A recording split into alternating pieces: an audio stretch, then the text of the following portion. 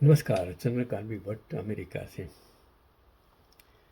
एक इंसान ने वॉलपेपर पर लिखा, मैं अब पहले भी आपको अमेरिका से बोलता हूँ, चंद्रकांत भी बोलता हूँ, बालक हूँ, यही पैगाम देखता हूँ। जो मैं पढ़ता हूँ, मुझे जो मिलता है वो आप तक सच झूठ अच्छा बुरा वो आपको नक्की करना है।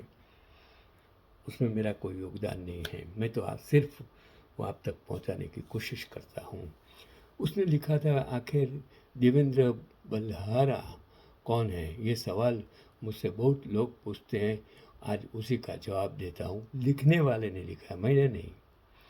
देवेंद्र बल्हारा का जन्म हरियाणा के करनाल जिले के गांव फफड़ाना असंध में हुआ और पेशे से वे एक शिक्षक रहे हैं। मैंने इसके लिए कि मैं भी एक शिक्षक था, इसके लिए मैंने आपको ये भेज रहा हूँ। लेकिन उन्होंने शिक्षा को देखने का तरीका बिल्कुल अलग रखा।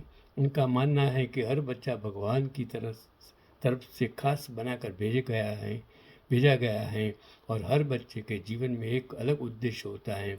अगर हम उस बच्चे की खासियत बतलाने लें तो ऐसे शिक्षा व्यवस्था बनाई जा सकती है जो 100% रोजगार दे, जिसमें अपराध, गला काट, प्रतियोगिता, डिप्रेशन और बीमारियों के लिए कोई जगह ही न हो।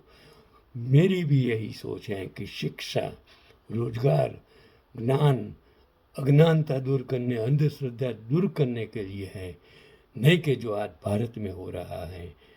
वो शिक्षा आज बिजनेस बना दी है। 30 साल में गुजरात का सत्यानाश कर दिया है। इसी सोच को परखने के लिए उन्होंने 2010 में अपनी सरकारी अध्यापक की नौकरी छोड़ दी और कोचिंग बढ़ाना शुरू किया। लेकिन अनुभव से समझ गया कि कोचिंग सिस्टम किसी भी देश के लिए नुकसानदेह होता है। इसलिए 2016 में कोचिंग सेंटर भी बंद कर दिया और उसने बाहर गांव-गांव जाकर लोगों को रोजगार देने वाली शिक्षा व्यवस्था के बारे में जागरूक करना शुरू किया। इस दौरान उन्होंने न्यू वर्ल्ड ऑर्डर जैसे वैश्विक एजेंडा, जबरन वैक्सीनेशन, मास्क और लॉकडाउन का खुलकर विरोध किया। इसी वजह से 3 जनवरी 2020 को उन्हें जेल जाना पड़ा और जेल से बाहर आने के बाद 24 जनवरी 2020 को जनता सरकार मोर्चा बनाया ताकि भारत को भारतीय सोच और भारतीय का आधार पर खड़ा किया जा सके। और इसके तहत वे लोगों को गांव आधारित प्राकृतिक संसाधनों पर आधारित व्यवस्था से जोड़ने का काम कर रहे हैं। इसी क्रम में वर्मा जी की मदद से उन्हें पता चला कि भारतीय रुपये की संरचना के जरिए देश के लोगों को साथ आर्थिक लूट हो रही है।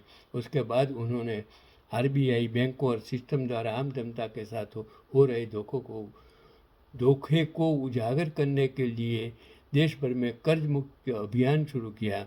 और कर्ज मुक्त भारत अभियान का मकसद है भारत के हर कर्जदार को आज़ादी दिलाना।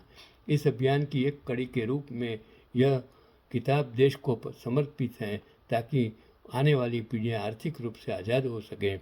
इसके बाद Devendra Balhara parenting and education, PARENTING and EDUCATION विषय पर एक किताब लिख रहे हैं जो जल्द ही प्रकाशित होने की संभावना है। साथ 2026 से शिष्य कुल की स्थापना का प्रस्ताव है जहां हर गांव में 2 बच्चों को चुना जाएगा। उन्हें जीवन, समाज और रोजगार के लिए तैयार किया जाएगा और सबसे खास उनकी पढ़ाई पूरी होने के बाद रोजगार की जिम्मेदारी भी उसी संस्था की होगी। अगर ऐसे बच्चे मेरे समाज में, मेरी ज्ञाति में हो जाए, मेरे गांव में हो जाए, मेरे शहर में हो जाए, मेरे जिले में हो जाए, मेरे तालुका में हो जाए, मेरे राज्य में हो जाए, मेरे देश में हो जाए, तो आपको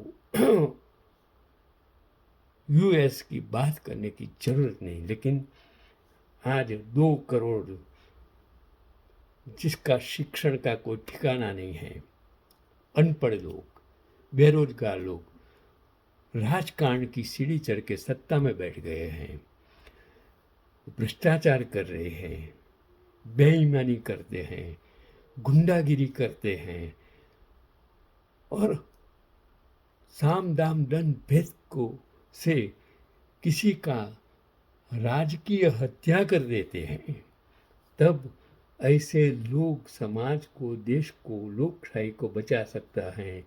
वो लोग स्वामी विवेकानंद का विकल्प बन सकते हैं और देश को बचा सकते हैं।